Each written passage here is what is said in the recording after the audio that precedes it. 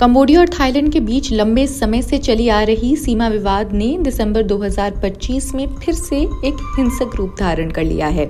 ये संघर्ष सदियों पुराने मंदिरों और भूमि के स्वामित्व पर आधारित है, जो फ्रांस द्वारा 1907 में बनाए गए मानचित्रों से उत्पन्न हुआ। हाल के घटनाक्रमों में थाईलैंड ने कंबोडिया पर हमले का आरोप लगाते हुए हवाई हमले किए। ये संघर्ष जुलाई 2025 में हुए युद्ध विराम को तोड़ने वाला है, जिसे अमेरिकी राष्ट्रपति डोनाल्ड ट्रंप ने मध्यस्थता की थी। थाई सेना ने आंसू गैस और रबर बुलेट्स का भी इस्तेमाल किया था। सोशल मीडिया पर दोनों देशों के युवा राष्ट्रवादी अभियान चला रहे हैं। थाईलैंड में #कंबोडिया ओपन फायर ट्रेंड कर रहा है, जबकि कंबोडिया में थाईलैंड को आक्रमणकारी बताया जा रहा है।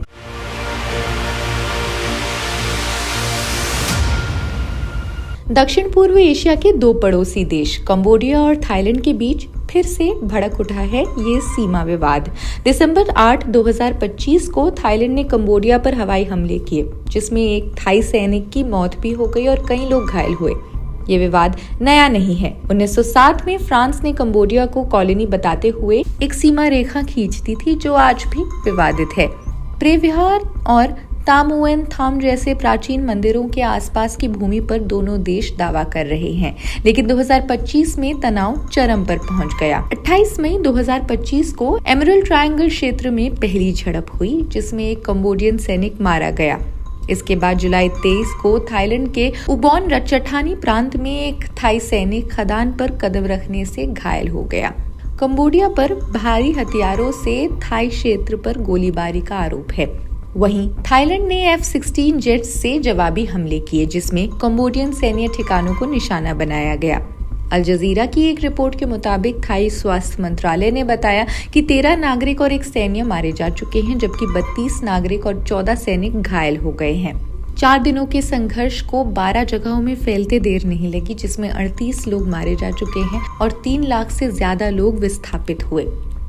जहां एक तरफ ट्रंप फीफा के मंच पर एक शांति पुरस्कार का दावा कर पुरस्कार अपनी तरफ खींच लेते हैं, वहीं दूसरी तरफ थाईलैंड और कंबोडिया के बीच एक युद्ध छिड़ गया है। जुलाई 28 को मलेशिया की मध्यस्थता से युद्ध विराम हुआ, जिसमें अमेरिकी राष्ट्रपति ने दबाव डाला। ट्रंप ने दावा किया कि उन्होंने युद्ध रोक दिया है, लेकिन अब भी वहां पर स्थिति सामान्य नहीं। अगस्त में युद्ध विराम टूट गया। थाईलैंड ने कंबोडिया पर खदानें बिछाने का आरोप लगाया, जबकि कंबोडिया ने थाईलैंड पर क्लस्टर बम इस्तेमाल करने का दावा किया। सितंबर में नागरिकों के बीच हुई झड़पों में कहा जा रहा है कि थाईलैंड ने टैंक्स, आर्टिलरी और जहरीली गैस का इस्तेमाल किया। हजारों नागरिक बुरिरम और सिसाकेट प्रांतों से भाग चुके हैं। थाईलैंड ने 70% आबादी को सुरक्षित स्थानों पर भी पहुंचा दिया है।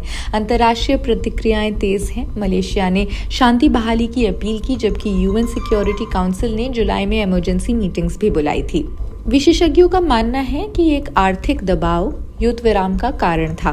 कंबोडिया और थाईलैंड के बीच ये संकट क्षेत्रीय स्थिरता को खतरे में डाल रहा है। क्या ट्रंप फिर से मध्यस्थता करेंगे?